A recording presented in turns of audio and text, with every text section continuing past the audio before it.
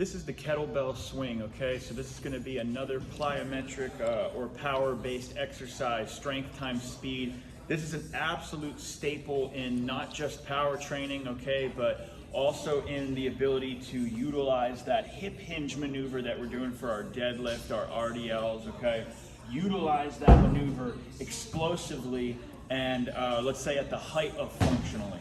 All right, so the kettlebell swing is a hip hinge, just like the deadlift, just like the RDL. So when we line up, I'm gonna show you the move, and then this can be difficult for some people to get, especially if it's their first time after. So I will show you how we can sort of regress this if you're having trouble. But the move itself, you're gonna line up, okay, about shoulder width, maybe a tad wider, just like you would for any hip hinge maneuver, toes pointed forward.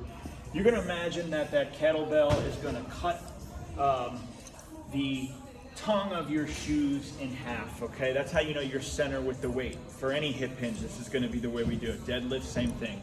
From here, you're gonna get into a deadlift position. So we're gonna get to that kettlebell by pushing the hips back while we just put a bend in the knees.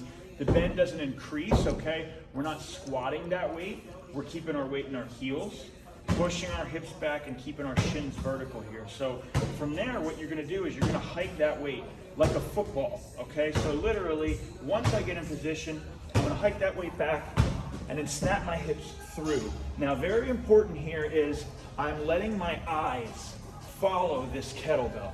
A lot of people will make the mistake here of, as they push their hips back, they wanna cock their head up, throw their neck into too much extension. This is gonna throw off your center of mass, gonna put strain in your lumbar spine, possibly your cervical spine. Okay, so what we wanna do here effectively is keep your eyes on the bell for the entire duration of the movement. So I'm pushing my hips back, and then all I'm doing is standing up, throwing them forward. Think of your arms here as just hooks. The arms are not actively pulling the bell. The bell is being pulled by throwing it from my hips forward. Chin down, eyes up. As the bell goes up, throw forward. Now, if you're having trouble with that move, which a lot of people do, what I'm gonna have you do is just practice in the beginning deadlifting that kettlebell up. So line up position that we just did. You can grab a heavier kettlebell if you're gonna regress to the deadlift, then you'd swing. So you can practice with a light bell and then work your way to a heavy bell for the deadlift.